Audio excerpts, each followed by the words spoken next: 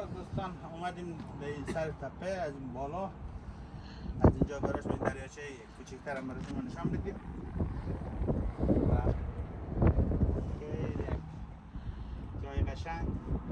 اگر همینجوری که ویدیو اونجا نشان بدی خیلی قشنگ از اینجا دیده میشه. این دریاچه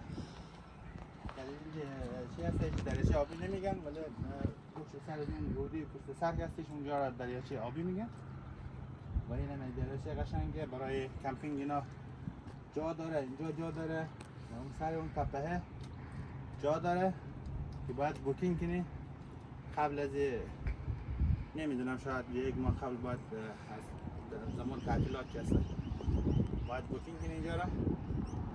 بعد دیگه موقع اگه بیای فکر کنم جا باشه برای کمپینگ اگه بیای برای چند روز خیلی جای زیبایه و قشنگ. امیدوارم که بیاین اینجا خوش بگذره براتون.